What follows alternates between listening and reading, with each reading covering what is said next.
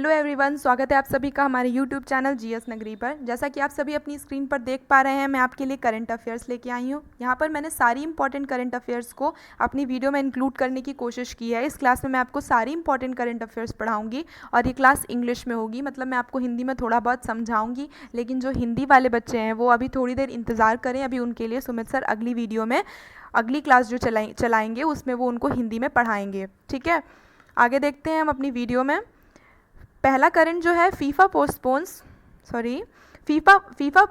Under 17 women world cup India to 2021। FIFA ने जो postpone कर दिया है अंडर 17 महिला विश्व कप, वो 2021 में पोस्टपोन कर दिया है। इसका होस्ट भारत था। ये गेम पहले 2021 की बजाय 2020 में होने वाला था, लेकिन कोविड महामारी को देखते हुए इसको 2021 में कर दिया गया है। ठीक है, फीफा कॉन्फेडरेशन कोविड-19 working group has taken the decision to hold under 17 women world cup in India from February 17 to 7 March 2021। ठीक है, फीफा कॉन्फेडरेशन कोविड-19 वर्किंग ग्रुप जो है इसने ये फैसला लिया है कि वो अंडर 17 वुमेन वर्ल्ड कप जो होने वाला है भारत में, वो कब से कब तक होगा 2021 में, 17 फरवरी से लेकर के 7 मार्च में होगा 2021 में। ठीक है, Japan and north Korea have qualified for 2 available slots. Japan और नॉर्थ कोरिया ने 2 उपलब्ध जो स्लॉट हैं उनमें अपनी जगह बना ली है, वो उसके योग्य हो गए हैं।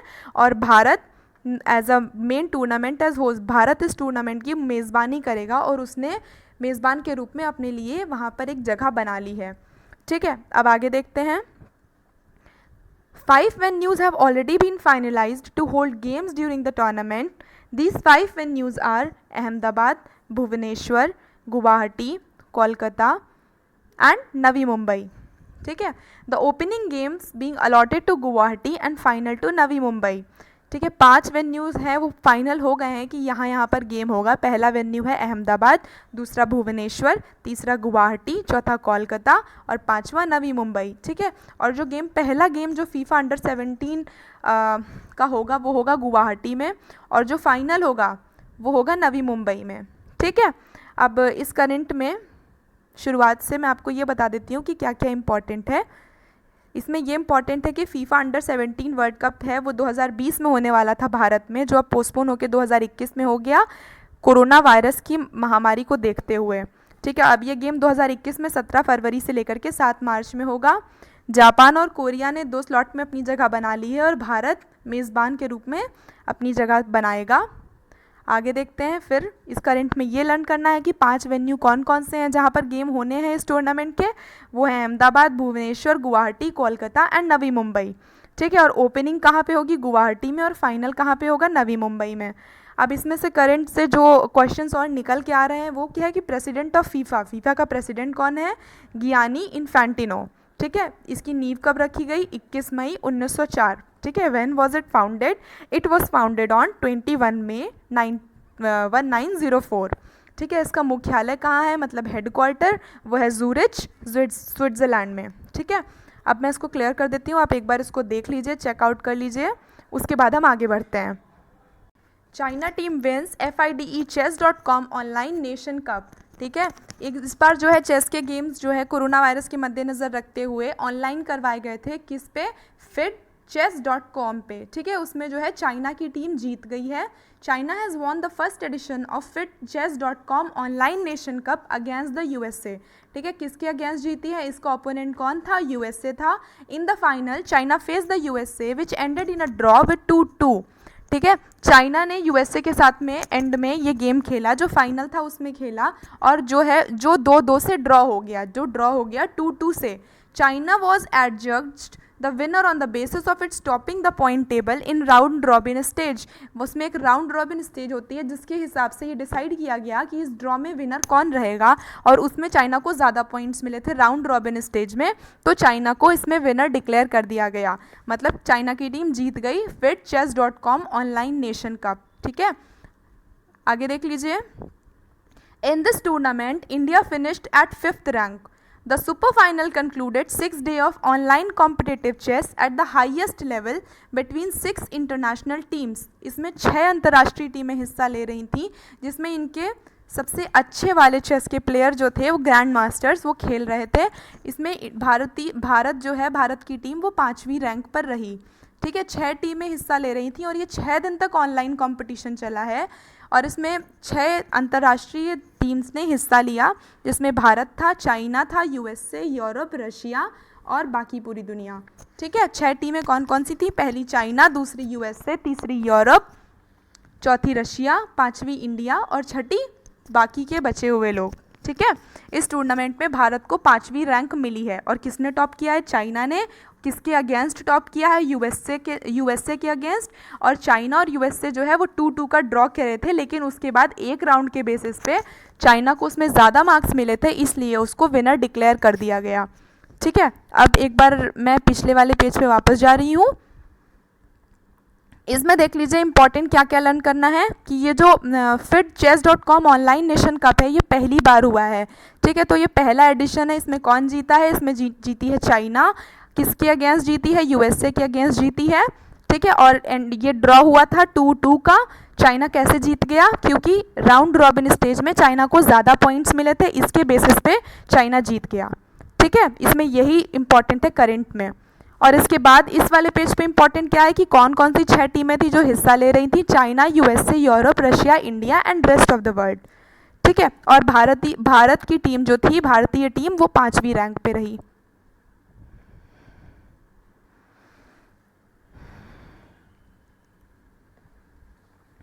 इसमें ये इंपॉर्टेंट है कि जो भारत की टीम थी वो 5वीं रैंक पे रही और ये 6 दिन का गेम चला। ठीक है, ऑनलाइन कॉम्पिटिटिव गेम था, ऑनलाइन चला, 6 दिन चला, 6 टीमों ने हिस्सा लिया, China, USA, Europe, Russia, India and rest of the world. इसमें भारतीय टीम 5वीं रैंक पर रही और ये 6 दिन का गेम था। ठीक है, ये इंपॉर्टेंट है। इस पेज से आगे बढ़ते हैं हम अपनी अगली करंट पर। अगली करंट है ASSOCHAM organises Indo Bangladesh virtual conference. ठीक है, एसोचैम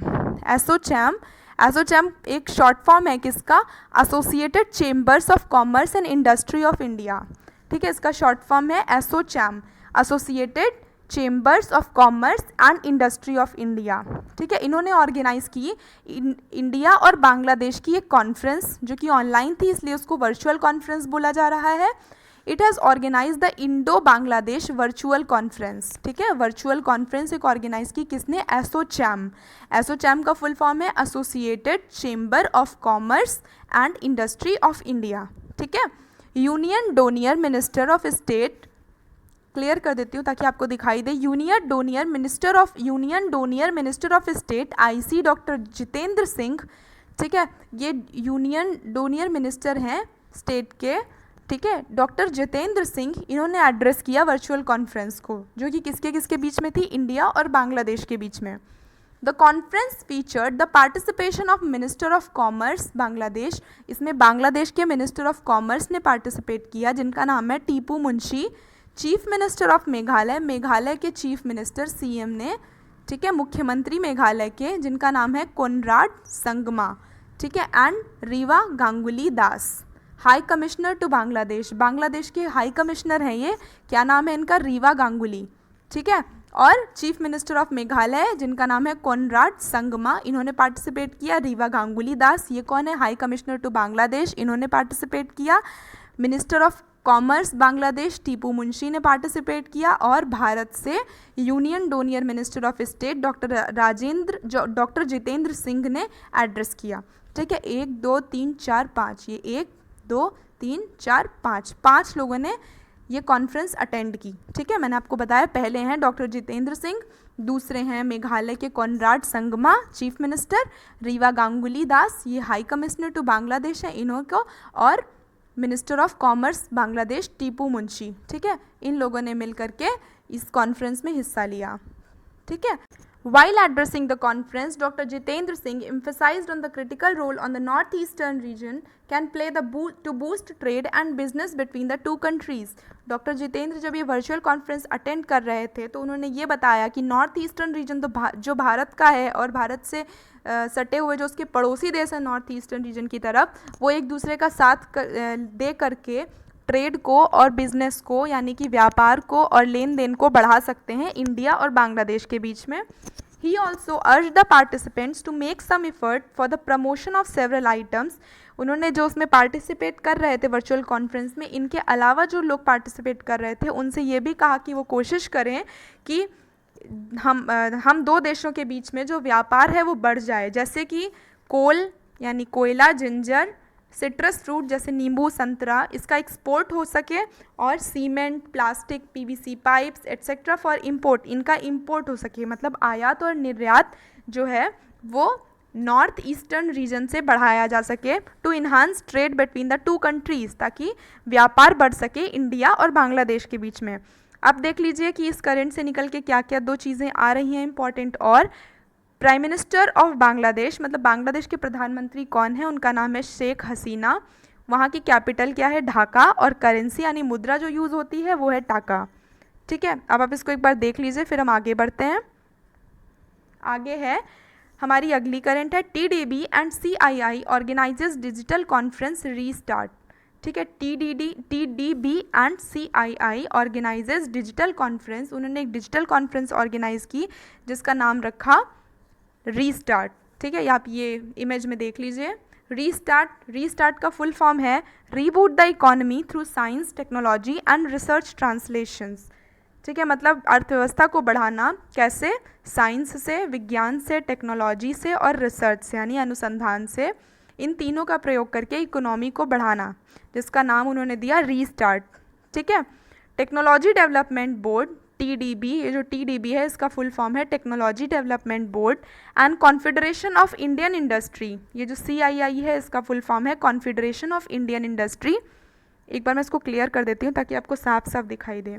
ये देखिए, टीडीबी का फुल फॉर्म है टेक्नोलॉजी डेवलपमेंट बोर्ड, ठीक है, और सीआईआई का फुल फॉर्म है कॉन्फेडरेशन ऑफ इंडियन इंडस्ट्री। ठीक है, they have jointly organised a digital conference, इन दोनों ने मिल करके एक डिजिटल कॉन्फ्रेंस ऑर्गेनाइज की ऑनलाइन, जिसका नाम रखा रीस्टार्ट। ठीक है, रीस्टार्ट का फुल फॉर्म मैं आपको ये बता चुकी हूँ, reboot the Indian economy through science, technology and research translations. ठीक है, द डिजिटल कॉन्फ्रेंस रीस्टार्ट, इसका फुल फॉर्म जो मैंने आपको बताया वही लिखा है, reboot the economy through science, technology and research translation. इसको एड्रेस किसने किया, union minister of science and technology, earth science and health family welfare, Harshvardhan. ठीक है, जो यूनियन मिनिस्टर हैं साइंस एंड टेक्नोलॉजी के, केंद्रीय मंत्री हैं साइंस एंड टेक्नोलॉजी के और earth science and health and family welfare के, जिनका नाम है हर्षवर्धन, उन्होंने इस कॉन्फ्रेंस को, डिजिटल कॉन्फ्रेंस रीस्टार्ट को एड्रेस किया। ठीक है, the conference was organised on the occasion of national technology day. मैंने आपको जो हिस्ट्री की वीडियोस बनाती हूँ उसमें मैंने एक वीडियो बनाई थी जिस दिन टेक्नोलॉजी डे था, तो मैंने आपको उसमें बताया था कि आज टेक्नोलॉजी डे है और इसे क्यों मनाया जाता है और कब से हम इसको मनाते हैं। ठीक है, तो उस में जो कॉन्फ्रेंस हो रही थी उस दिन के तहत ये कॉन्फ्रेंस रखी गई थी रीस्टार्ट, उसमें उन्होंने ये सब बताया। ठीक है, और जो डिजिटल कॉन्फ्रेंस थी उसका नाम था रीस्टार्ट। रीस्टार्ट का फुल फॉर्म इंपॉर्टेंट है करंट में। ठीक है, और इसमें कौन कौन सी दो एजेंसी हैं जिन्होंने मिल करके ये कॉन्फ्रेंस शुरू की थी, जिसका नाम है, एक है टीडीबी और दूसरी है सीआईआई। ठीक है, अब मैं इसको क्लियर कर देती हूँ, अब एक बार देख लीजिए फिर हम आगे बढ़ते हैं। चलिए फिर हम आगे देखते हैं। During the conference doctor Harshvardhan emphasized on the role played by S&T to combat the COVID-19 by new discoveries, industry partnership and enhanced research। ठीक है, इस कॉन्फ्रेंस में डॉक्टर हर्षवर्धन ने जो सबसे ज़्यादा जोर दिया कि जो S&T है उसका रोल क्या है, वो रोल प्ले करती है कोविड-19 में, महामारी में मदद करती है हमारी उससे लड़ने में, कैसे नई नई आविष्कार करके। ठीक है, दूसरा इंडस्ट्री में पार्टनरशिप करके, मतलब नई मशीनें बनाने में उनकी सहायता करती है। तीसरा इन्हांस्ड रिसर्च, ठीक है, रिसर्च में, अनुसंधान में बहुत ज़्यादा मदद करती है और बहुत ज़्यादा नई नई टेक्नोलॉजीज़ लेके आती है जिससे रिसर्च करने में आसानी होती है। ठीक है, the conference was followed by technical session, इसके बाद कॉन्फ्रेंस के बाद में एक टेक्निकल सेशन हुआ जिसका टॉपिक क्या था, मेडिसिन एंड मेडिकल टेक्नोलॉजीज़। ठीक है, मतलब हमारी दवाइयाँ और चिकित्सा में जो टेक्नोलॉजी यूज़ होती है वो इसका टॉपिक था। एडवांस्ड मटीरियल्स, ठीक है, new technology Horizons and technology alliance for global economic leadership. ठीक है। टेक्नोलॉजीज़ में जो है एक साथ सारी टेक्नोलॉजी को मिल के काम करना चाहिए ताकि वो ग्लोबल इकोनॉमिक लीडरशिप की तरह काम कर सके, मतलब पूरे विश्व में एक अच्छी इकोनॉमी लेके भारत का नाम ऊंचा हो जाए। ठीक है, भारत का नाम ऊंचा करने में सक्षम हो ऐसी टेक्नोलॉजी। ठीक है, अब आप इसको एक बार देख लीजिए, फिर हम आगे बढ़ते हैं। अगली करंट है हमारी DW freedom of speech award 2020 announced. ठीक है, फ्रीडम ऑफ स्पीच मतलब कि कितना स्वतंत्रता है बोलने की, किन टॉपिक्स पे बोलने की, ये मैं आपको आगे करंट में बताऊंगी। DW ने अपना फ्रीडम ऑफ स्पीच अवार्ड जो है वो अनाउंस कर दिया है सन 2020 का। DW freedom of speech award 2020 announced. अब आगे देखते हैं क्या है हमारी इस करंट में। 17 journalist from 14 countries have been named for Deutsche Welle freedom of speech award. ठीक है, DU का फुल फॉर्म है ड्यूसेच Welle freedom of speech award. ठीक है, ये 2020 का पुरस्कार है। ये क्यों मिलता है? For showing outstanding commitment to human rights and freedom of expression in the media. ठीक है, आपको कितनी ज़्यादा बोलने की स्वतंत्रता है मीडिया में, और आप कितना ह्यूमन राइट्स के बारे में बोलते हो, ह्यूमन की स्वतंत्रता के बारे में बोलते हो। ठीक है, मीडिया में उसके लिए दिया जाता है। ठीक है, इसमें ये 17 जर्नलिस्ट हैं 14 देशों से। ठीक है, उनको ये Deutsche Welle freedom of speech award में नामित किया गया है। ठीक है, for showing outstanding commitment to human rights, मतलब जो इंसान के राइट्स हैं और उनकी स्वतंत्रता है उसके एक्सप्रेशन के ऊपर कि कौन सा जर्नलिस्ट कितना अच्छा उसको एक्सप्रेस कर सकता है, उसके लिए ये अवार्ड दिया जाता है, जिसको हम शॉर्ट में बोलते हैं DW freedom of speech award. यानी उसका पूरा नाम ये भी है ड्यूसेच Welle freedom of speech award. ठीक है, इसमें इंपॉर्टेंट क्या क्या है, 17 जर्नलिस्ट हैं 14 कंट्रीज़ के जिनको नामित किया गया है। इसका फुल फॉर्म क्या है DW का? ड्यूसेच विले। ठीक है, फ्रीडम ऑफ स्पीच अवार्ड 2020। ये क्यों मिलता है? Outstanding commitment to human right and freedom of expression in the media. ठीक है, मतलब स्वतंत्रता है कितनी जाहिर करने की मीडिया में, वो कितने अच्छे से इस बात को जाहिर कर सकते हैं कि इंसान के अधिकार और उसके स्वतंत्रता के ऊपर। ठीक है, अब हम आगे देखते हैं। Indian journalist Siddharth Varadarajan is among the 17 recipient. जो 17 रेसिपिएंट हैं 14 देशों से, उसमें से भारत के जर्नलिस्ट जो हैं जिनका नाम है सिद्धार्थ वरदरंजन, इनको भी ये अवार्ड मिला है। ठीक है, फ्रीडम ऑफ स्पीच अवार्ड जो जर्मनी से मिलता है। ठीक है, DW ड्यूसेच विले अवार्ड जो है वो जर्मनी देता है, जर्मनी पब्लिक न्यूज़ आउटलेट ड्यूसेच विले। ठीक है, और ये अवार्ड किस लिए दिया, मतलब किस ओकेजन पे इसका ऑर्गेनाइज़ किया जाता है? ये ऑर्गेनाइज़ किया जाता है on the occasion of world press freedom day. ठीक है, विश्व की जो प्रेस है मतलब मीडिया है उसकी स्वतंत्रता दिवस के दिन ये अवार्ड जो है जर्मनी अनाउंस करता है, जिसका नाम है DW अवार्ड। ठीक है, ये 3 मई को हुआ था, 3 मई 2020 में। उसमें भारत के जर्नलिस्ट जिनका नाम है सिद्धार्थ वरदरंजन, उनको मिला है। 17 रेसिपिएंट में से वो भी एक थे। The award was presented to journalists worldwide who have disappeared or been arrested or threatened because of their reporting on the COVID-19 pandemic। ठीक है, ये अवार्ड उन जर्नलिस्ट को दिया गया है पूरी दुनिया में जो गायब हो चुके हैं, या फिर उनको अरेस्ट कर लिया गया है, या फिर उनको थ्रेटन किया गया है, डराया गया है, धमकाया गया है, जब उन्होंने COVID-19 पैंडमिक में ह्यूमंस के राइट और उनकी फ्रीडम को लेकर के रिपोर्टिंग की है। ठीक है, मतलब उनकी स्वतंत्रता को लेके और उनके राइट्स को लेकर के रिपोर्टिंग की है। तो उनको या तो डराया गया है, धमकाया गया है, या फिर उनको अरेस्ट कर लिया गया है, या फिर वो कहीं गायब हो चुके हैं। ठीक है, उन सारे जो जर्नलिस्ट हैं उनको ये अवार्ड दिया जाता है। उसमें से भारत के जर्नलिस्ट सिद्धार्थ वरदरंजन को भी ये अवार्ड मिला।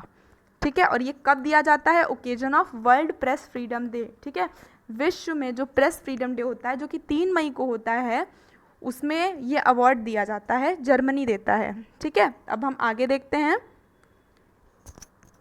अब इसमें ये पूरी लिस्ट है विनर्स की, जिनको जिनको ये अवार्ड मिला है और वो किस किस देश से ताल्लुक़ रखते हैं ये भी है। ठीक, जैसे सिद्धार्थ वरदरंजन है, ये भारत से हैं। एना ललायक हैं सर्बिया से। ब्लास जगागा हैं स्लोवेनिया से। ठीक है, सर्गे साजुक हैं बेलारूस से। एलेना मिल्शिहा है रशिया से। डेविडसन रोजस हैं वेनेजुला से। मोहम्मद मुसैन है ईरान से। बेटिफिक गम वांडा है जिम्बाब्वे से। डेविड मुसिक कैरियन कुलो युगांडा से हैं। नरकान बायसल टर्की से हैं, स्मिथ सिरगिट टर्की से हैं, फेरस साइगे जॉर्डन से हैं, सोवन रिथी कैम्बोडिया से हैं। उसके बाद में मारिया विक्टोरिया बेटराम फिलीपींस से हैं, शेन खुशी चाइना से हैं, लिया जेहुआ साई चाइना से हैं, फैंग बिन चाइना से हैं। 15, 16, 17 पे जो हैं चेन क्विस्की, ली जेहुआ एंड फैंग बिन, ये तीनों चाइना से हैं। ठीक है, उसके बाद इंडिया से है सिद्धार्थ वरदरंजन। इसमें सबसे ज़्यादा इंपॉर्टेंट जो है वो इंडिया का ही पूछा जा सकता है, जिनका नाम है सिद्धार्थ वरदरंजन। ठीक है, अब हम आगे बढ़ते हैं। फ्रीडम ऑफ स्पीच अवार्ड ये होता क्या है, ठीक है, और ये मतलब क्यों दिया जाता है, इसके बारे में जानते हैं। चलिए, since 2015 German public news outlet Deutsche Welle has presented the Freedom of Speech Award annually to a person or initiative that has shown outstanding commitment to human rights and freedom of expression in the media। ठीक है, 2015 से German की एक public news outlet है जिसका नाम है ड्यूस्चे Wales, इसने ये freedom of speech award announce किया है जो हर साल होता है। ये किसी पर्सन को मिलता है या किसी इनिशिएटिव को मिलता है जो कोई करता है, जो अपना आउटस्टैंडिंग मतलब पूरी दुनिया में औरों से अलग अपना कमिटमेंट दिखाता है ह्यूमन राइट्स और फ्रीडम की तरफ, उनको ये अवार्ड मिलता है और वो मीडिया में उसको सबके सामने लेके आता है कि मतलब अगर किसी की ह्यूमन राइट्स या उसकी स्वतंत्रता जो है उसका अधिकार उससे छीना जा रहा है और वो उसको मीडिया में दिखाता है, तो उसको जर्मन का ड्यूस्चे वेल जो है वो फ्रीडम ऑफ स्पीच अवार्ड देता है, यानी कि DW अवार्ड देता है। ठीक है, ये 2015 से शुरू किया गया है। झारखंड सोहराई खोवर पेंटिंग एंड तेलंगाना तेलिया रुमाल गेट्स GI टैग। ठीक है, झारखंड की पेंटिंग जिसका नाम है सोहराई खोवर और तेलंगाना का तेलिया रुमाल, ठीक है, इन दोनों को GI टैग मिला है। GI का फुल फॉर्म होता है जियोग्राफिकल इंडिकेशन। ठीक है, मतलब किसी भी जगह का पहचान, मतलब इसको पहचान मिली है पूरे विश्व में। ठीक है, एज अ जियोग्राफिकल इंडिकेशन। ठीक है, इसको GI टैग मिला है, किसने दिया है, जियोग्राफिकल इंडिकेशन रजिस्ट्री है। ठीक है, इसको ये रजिस्ट्री हो गई है कहाँ पर, जियोग्राफिकल इंडिकेशन रजिस्ट्री किसकी हो गई है, सोहराई खोवर पेंटिंग की झारखंड की और तेलिया रुमाल ऑफ तेलंगाना। ठीक है, for the Sohrai Khovar painting of Jharkhand application of GI tag was made by Sohrai Kala Mahila विकास सहयोग समिति लिमिटेड। ठीक है, कि जो ये सोहराई खोवर है पेंटिंग झारखंड की, इसके लिए एप्लीकेशन किसने दी थी, एप्लीकेशन दी थी सोहराई काला महिला विकास सहयोग समिति लिमिटेड ने। और तेलिया रुमाल के लिए किसने दी थी, तेलंगाना से एप्लीकेशन वो दी थी consortium of Puttapaka handloom cluster IHDS ने। ठीक है, ये आपको याद करना पड़ेगा। हाँ, थोड़ा मुश्किल है लेकिन कोशिश करनी पड़ेगी और ये याद करना पड़ेगा क्योंकि ये इम्पॉर्टेंट है करंट के नज़रिए से भी और ये GS के नज़रिए से भी बहुत ज़्यादा इम्पॉर्टेंट है। ठीक है, तो फिर आप इसको एक बार देख लीजिए, फिर हम आगे बढ़ते हैं। इसमें इंपॉर्टेंट क्या क्या है कि झारखंड का सोहराई खोवर और तेलंगाना का तेलिया रुमाल, इन दोनों को GI टैग मिल गया है। और GI का मतलब होता है जियोग्राफिकल इंडिकेशन, और ये कहाँ से मिलता है, जियोग्राफिकल इंडिकेशन रजिस्ट्री से।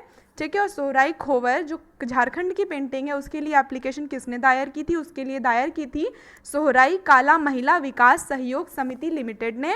और तेलंगाना का तेलिया रुमाल है उसके लिए किसने की थी, उसके लिए की थी consortium of Puttapaka handloom cluster IHDS ने। ठीक है, क्लियर कर देती हूँ, आप एक बार इसको चेकआउट कर लीजिए, फिर हम आगे बढ़ते हैं। आगे है कि ये सोहराई खोवर पेंटिंग के बारे में कुछ चीज़ें जान लीजिए। Local tribal women of Jharkhand practices the Sohrai Khovar painting which is a traditional and ritualistic mural art। ठीक है, वहाँ की एक लोकल ट्राइब है वुमेन की झारखंड की जो ये प्रैक्टिस करती है, क्या प्रैक्टिस करती है, सोहराई खोवर पेंटिंग बनाना। ठीक है, वहाँ की एक प्रैक्टिस है इस तरह की पेंटिंग बनाना, जैसे सोहराई खोवर पेंटिंग है ये वहाँ की एक प्राकृतिक मतलब ट्रेडिशनल है और रिचुअलिस्टिक म्यूरल आर्ट है। ठीक है, उस ट्राइब की ये रिचुअलिस्टिक और ट्रेडिशनल आर्ट है। It is primarily practised only in the district of Hazaribagh during local harvest and marriage seasons. ठीक है, ये लोकल ट्राइब इसको कब प्रैक्टिस करती हैं, ये वाली पेंटिंग बनाना सोहराई खोवर, जब उनके यहाँ फसलों की कटाई होती है, लोकल हार्वेस्ट होता है या फिर कोई शादी का सीज़न होता है, जब शादियाँ होती हैं तब। ठीक है, it involves the use of local and naturally available soils. इसमें जो है क्या यूज़ होता है इसको बनाने के लिए, वहाँ की जो मिट्टी है उसको यूज़ करते हैं जिसको अलग अलग कलर से रंगते हैं। और वो अलग अलग रंग में वहाँ पे मिलती भी है मिट्टी। कहाँ पर? हज़ारीबाग डिस्ट्रिक्ट ऑफ झारखंड में, ठीक है। हज़ारीबाग डिस्ट्रिक्ट जो झारखंड में है वहाँ पे अलग अलग कलर की मिट्टी ये लोग लेते हैं और उससे ये पेंटिंग बनाते हैं। कब बनाते हैं? जब इनके यहाँ या तो फसल की कटाई होती है, लोकल हार्वेस्ट होती है, या फिर इनके यहाँ शादी का सीज़न होता है, जैसे मैरिज सीज़न, ठीक है। और ये वहाँ पे एक लोकल ट्राइब है, वहाँ की महिलाएं ये पेंटिंग बनाती हैं, सोराई खोवर नाम की पेंटिंग। ये एक ट्रेडिशनल और रिचुअलिस्टिक म्यूरल आर्ट है, ठीक है। अब तेलिया रुमाल के बारे में जान लेते हैं। तेलिया रुमाल क्लोथ, ये तेलिया रुमाल cloth involves complex handmade work with cotton loom, ठीक है। ये हाथ से बना हुआ होता है, कॉटन का होता है, कॉटन लूम मतलब हथकरघे से बना हुआ ये रुमाल होता है। Which can only be created by using the traditional handloom process.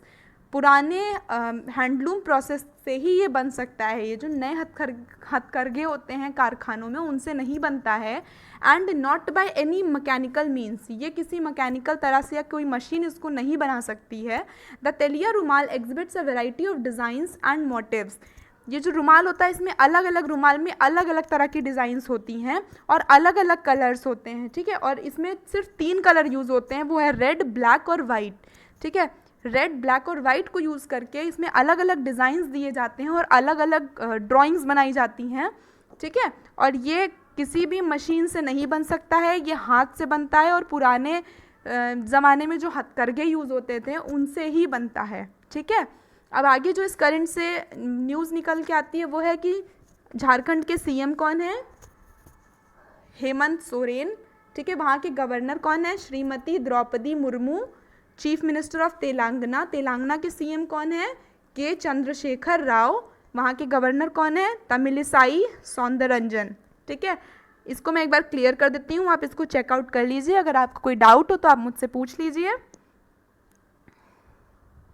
आगे बढ़ें, चलिए फिर हमारी अगली करंट है, Manoj Ahuja becomes new chairman of CBSE, ठीक है। सीबीएसई के नए चेयरमैन, नए अध्यक्ष हैं, उनका नाम है मनोज आहूजा, ठीक है। इन्होंने रिप्लेस किया है पुरानी जो चेयरमैन थी, पुरानी अध्यक्ष थी, उनका नाम था अनीता कारवाल, ठीक है। इस करंट में आगे मैंने लिखा हुआ है ये चीज़, मैं आपको अभी दिखाऊंगी। चलिए स्टार्ट करते हैं, फिर देखिए इसमें लिखा क्या हुआ है। ओडिशा कैडर आईएएस, ठीक है, ये ओडिशा कैडर के आईएएस अफसर हैं Manoj Ahuja. He has been appointed the new chairman of the central board of secondary education, ठीक है। सीबीएसई का फुल फॉर्म क्या होता है? Central board of secondary education, ठीक है। उसके ये नए अध्यक्ष चुने गए हैं ओडिशा कैडर के Manoj Ahuja. He is currently serving as a special director. अभी एक स्पेशल डायरेक्टर का काम कर रहे हैं, कहाँ पर? Lal Bahadur Shastri national academy of administration, ठीक है। Lal Bahadur Shastri national academy of administration में ये स्पेशल डायरेक्टर के पद पे कार्यरत हैं अभी, ठीक है। उसके बाद अब ये नए चेयरमैन बनेंगे सीबीएसई के। Department of personnel and training, ठीक है, वही Lal Bahadur Shastri national academy of administration, department of personnel and training, वहाँ पर ये स्पेशल डायरेक्टर के पद पर कार्यरत हैं। और ये अनीता कारवाल, मैंने आपको अभी शुरुआत में बताया था कि ये किसकी जगह लेंगे? अनीता कारवाल की, जो पहले अध्यक्ष थी सीबीएसई की, उनकी जगह मनोज आहूजा आएंगे, जो अभी तक एक स्पेशल डायरेक्टर के पद पर कार्यरत थे। कहाँ पर? Lal Bahadur Shastri national academy of administration, department of personnel and training में, ठीक है। अब आगे देखिए इस करंट से निकल के और क्या क्या इंपॉर्टेंट चीज़ें आ रही हैं। Head quarter of CBSE, CBSE का मुख्यालय कहाँ है? वो है नई दिल्ली में। सीबीएसई कब, इसकी नींव कब रखी गई? इसकी नींव रखी गई 3 नवंबर 1962 में, ठीक है, 3 नवंबर 1962 में। मैं इसको क्लियर कर देती हूँ, आप इसको एक बार चेकआउट कर लीजिए। चलिए फिर आगे देखते हैं। Sania Mirza becomes first Indian to win Federation Cup heart award, ठीक है। सानिया मिर्ज़ा पहली भारतीय हैं जो फेडरेशन कप हार्ट अवार्ड जीती हैं, ठीक है। ये पहली भारतीय हैं जिनको फेडरेशन कप हार्ट अवार्ड मिला है, ठीक है। अब आगे देखते हैं क्या है। Indian tennis player Sania Mirza becomes first Indian to win Federation Cup heart award 2020 for Asia Oceania zone, ठीक है। एशिया ओशिनिया जोन में ये पहली भारतीय हैं जिनको ये अवार्ड मिला है। She beats Indonesia 16 year old Priska Madelyn Nugroho, ठीक है। इन्होंने किसको हराया है? इंडोनेशिया की 16 साल की प्रिस्का मैडेलिन नुग्रोहो को ठीक है, for this category and received the award for a successful return in the court. इनको अवार्ड मिला है और इन्होंने कोर्ट में बहुत ही सुंदर वापसी की है, बहुत ही ज़्यादा सक्सेसफुल वापसी की है आफ्टर बिकमिंग अ मदर। एक माँ बनने के बाद इन्होंने बहुत ही शानदार वापसी की है कोर्ट में, और 16 साल की प्रिस्का मैडलिन नुग्रोहो को हराया है, जो कहाँ की है, इंडोनेशिया की। She is one of the 4 winner chosen by public vote. ये उन 4 विनर्स में से हैं जिनको पब्लिक वोट से चुना गया है, अलॉन्ग साइड अनसिजा श्रीवास्तोवा। ठीक है, अनासासिजा श्रीवास्तोवा जो कहाँ की है, लैटविया की, उनको भी ये मिला है। मतलब 4 विनर्स में से एक सानिया मिर्ज़ा है, दूसरी अनास्तासिजा सेवासोवा। ठीक है, ये कहाँ की है, लैटविया की। इनको क्वालिफायर अवार्ड मिला है। और एस्टोनियन एनेट कॉन्टावीट, ठीक है, ये यूरोप और अफ्रीकन जोन के हैं इनको। और मेक्सिको की फर्नांडा कॉन्ट्रियास गोमेज, ठीक है, ये अमेरिका जोन की है, इनको मिला है। मतलब ये 4 अवार्डीज़ के नाम यहाँ पर मैंने मेंशन किए हुए हैं, आप इनको देख लीजिए। मैं इसको क्लियर कर देती हूँ, आप देख लीजिए। ये इंपॉर्टेंट है कि कौन से 4 विनर्स हैं। ठीक है, एक तो भारत की हैं, दूसरी लाटविया की हैं, ये दूसरी है लाटविया की, ये देख लीजिए। तीसरी है यूरोप अफ्रीका जोन की, और चौथे हैं अमेरिकन जोन के। ठीक है, ये आप देख लीजिए। और ये पहली भारतीय हैं जिनको ये अवार्ड मिला है। इन्होंने किसको हराया, इंडोनेशिया की 16 साल की प्रिस्का मैडलिन नुग्रोहो को। ठीक है, देख लिया आप सबने। चलिए फिर हम आगे देखते हैं, ये फेड कप है क्या। ठीक है, फेडरेशन कप ये दुनिया का सबसे बड़ा हर साल होने वाला अंतर्राष्ट्रीय प्रतियोगिता है। ठीक है, ये दुनिया में, पूरी दुनिया की सबसे बड़ी अंतर्राष्ट्रीय प्रतियोगिता है वुमेन स्पोर्ट की। ठीक है, महिलाओं के खेल की ये विश्व की सबसे बड़ी हर साल होने वाली अंतर्राष्ट्रीय प्रतियोगिता है, जिसमें 108 देशों ने 2019 में इसमें हिस्सा लिया था, जो लॉन्च किया गया था 1963 में। ठीक है, ये फेड कप लॉन्च कब किया गया था, 1963 में। 2019 में इसमें 108 देशों ने हिस्सा लिया। ठीक है, Fed Cup heart award is an international tennis federation, ये अंतर्राष्ट्रीय टेनिस फेडरेशन का इनिशिएटिव है। It is established in 2019 to recognise player representing their countries in Fed Cup by BNP Paribas. ठीक है, इंटरनेशनल टेनिस फेडरेशन इनिशिएटिव जो है ये establish किया गया था 2009 में, ताकि उन प्लेयर्स को, जो इसमें खिलाड़ी हैं, उनको एक पहचान मिल सके अपने देश की तरफ से, जो फेडरेशन कप में पार्टिसिपेट करना चाहते हैं बाय BNP परिभाष। ठीक है, अब इस करंट से निकल के क्या क्या और चीज़ें आ रही हैं।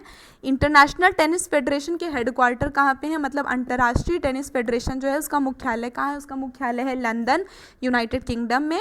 और इंटरनेशनल टेनिस फेडरेशन के प्रेसिडेंट यानी कि अध्यक्ष कौन है अंतर्राष्ट्रीय टेनिस फेडरेशन के, डेविड हैगर्टी। ठीक है, ये भी इंपॉर्टेंट है, आप एक बार इसको देख लीजिए, मैं क्लियर कर देती हूँ, और अगर कोई डाउट है तो पूछिए। तो फिर आगे देखते हैं, Gujarat mandates digital payment for home delivery in Ahmedabad. Gujarat में जो है डिजिटल पेमेंट को ज़रूरी कर दिया गया है, होम डिलीवरी। अगर अहमदाबाद में कोई भी होम डिलीवरी लेगा तो उसको डिजिटल पेमेंट करना अनिवार्य कर दिया है गुजरात की सरकार ने। ठीक है, अब देखते हैं आगे इसकी करंट में क्या है। The Gujarat government has mandated the digital payment for all homes delivery service in Ahmedabad. ठीक है, गुजरात की सरकार ने सबको डिजिटल पेमेंट यानी ऑनलाइन पेमेंट करना अनिवार्य कर दिया है अगर वो होम डिलीवरी की सर्विस लेते हैं अहमदाबाद में। ठीक है, this step has been taken by the state government in order to prevent the कोविड-19 थ्रू करेंसी नोट। ये स्टेप, ये जो कदम बढ़ाया है सरकार ने, ये इसलिए बढ़ाया है ताकि मतलब जो हम पैसे देते हैं उनसे कोरोना ना फैल जाए इधर से उधर, इसलिए ऑनलाइन पेमेंट ही करना ज़रूरी हो गया है। Therefore, the payment for all the home delivery service in the city would be cashless। मतलब अब जो उस शहर में, अहमदाबाद में जितने भी पेमेंट्स होंगे होम डिलीवरी के, वो सब कैशलेस होंगे, सब डिजिटल होंगे। ठीक है, पैसे नहीं देने पड़ेंगे, आपको ऑनलाइन पेमेंट करना पड़ेगा। Hence the cash on delivery option will not be available to the customers। इसलिए जो कैश ऑन डिलीवरी यानी COD का ऑप्शन जो होता है वो अवेलेबल नहीं होगा किसी भी ग्राहक को। ठीक है, आगे देखते हैं। Apart from making the home delivery service cashless, the state government has also issued a protocol which must be abide by all the delivery persons। ठीक है, होम डिलीवरी सर्विस को कैशलेस करने के साथ साथ जो राज्य सरकार है उसने एक प्रोटोकॉल भी बनाया है जो सारे डिलीवरी वाले जो पर्सन है उनको वो फॉलो करना पड़ेगा, वो प्रोटोकॉल उन सारे डिलीवरी पर्सन्स को फॉलो करना पड़ेगा अहमदाबाद में, ठीक है। The protocol involves the use of hand gloves.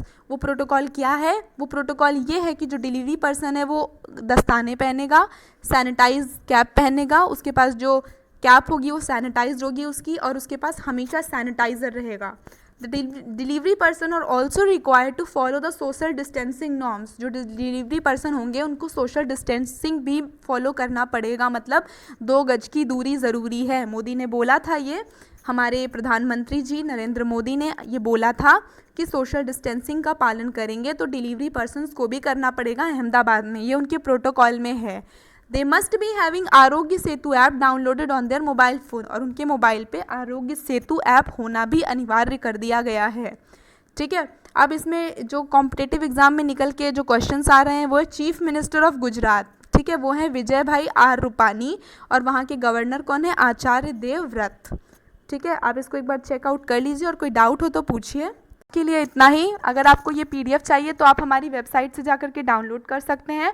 मिलते हैं हम अपनी अगली वीडियो में, और आप अपनी सारी करंट अफेयर की जो भी वीडियोज़ हैं आप इनको पूरा देखा करिए, क्योंकि हम इसमें करंट अफेयर के साथ बहुत सारी ऐसी जानकारी भी देते हैं जो करंट अफेयर नहीं है लेकिन वो ज़रूरी होती है। जैसे किसी भी राज्य के मुख्यमंत्री हैं उनके बारे में भी बताते हैं, गवर्नर के बारे में भी बताते हैं, तो ये सब चीज़ें भी ज़रूरी हैं। आप इस वीडियो को हमेशा आखिरी तक देखा करिए, क्योंकि करंट अफेयर की वीडियो बहुत ही ज़्यादा इंपॉर्टेंट होती है, ठीक है। और अपना ख्याल रखिए।